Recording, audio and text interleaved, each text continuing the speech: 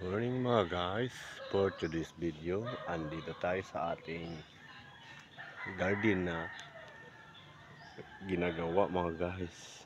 Dito lang sa rip muna kasi hindi pa ako nakagawa ng mga paso mga guys. Ito po mga guys, oh. Nabuhay na po yung mga luya ko mga guys. Tapos mahaba na masyado yung yung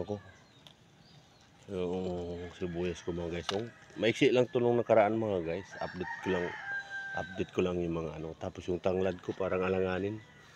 Kasi nabilad kasi ito mga guys, hindi ko natanim agad eh. Ayan oh. Tapos ito po yun mga guys, bago akong tanim ngayon. Ayan, di ba?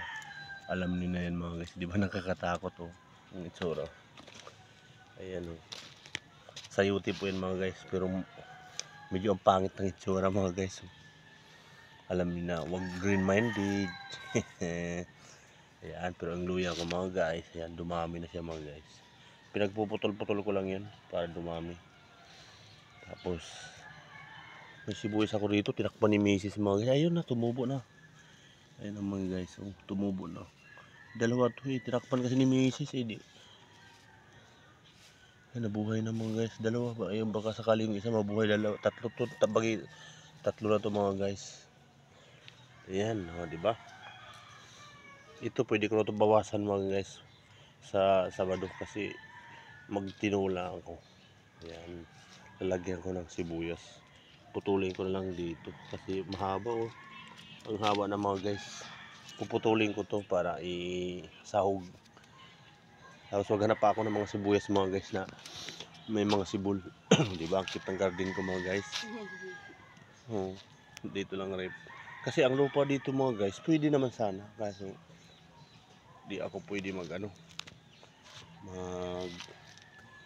hukay. Pwede maghukay. Tapos palitan ng lupa ay busy sa trabaho. Kaya dito lang ako mga guys. Mga dahon kasi to ang nilagay ko sa ilalim, mga ganyan mga guys. Oh. Ayan, mga dahon. Ito. Tapos tinakpan ko ng lupa. Ay, again, katulad dito mga guys. Tataniman ko rin to. Tataniman ko yan. Ito naman mga guys, kakaiba rin to. Washing machine naman yan. Ang ganda yan. Oh. Washing machine yung sa washing. Yung spinner yan, di ba? Ayan. Oh, ano mo. Alam ko makakaano din ako. Makaka-harvest din ako. Ito, harvestin ko na ito mga guys. Baka sakaling tumubo. Ito lang naman importante, ang sarap nito sa sabaw eh. Mahal kasi nito sa palengke mga guys, mahal. Alam ko tutubo rin to eh, ito nga oh.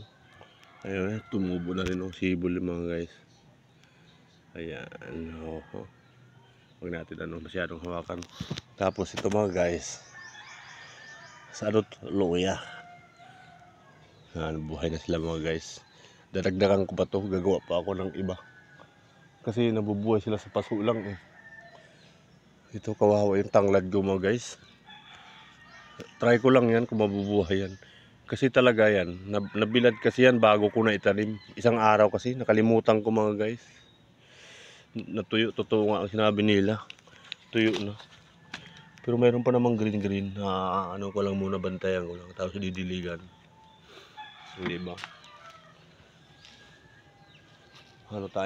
Tanim-tanim tayo mga guys. Dito. Ito sana mga guys, pwede ko sana taniman yan. Naiinis kasi si Mrs. kasi gusto ko pagtaniman ko yan, linisin ko. Ayaw naman ni Mrs. Dami kasi naharang sa init, nahaharang yung mga halaman dito eh. Dapat talaga pag walang walang harang, kaya iba kasi ang ni Mrs. talaga style, mga halaman kasi ganito. Ayan. Ito naman yung mga tanim-tanim niya. Hindi naman nakakain. Hanggang sa namatay na lang talaga mga guys yung iba. Pero ako kasi hilig ko talaga gulay mga guys. Ayan po siya oh. Yan, di ba?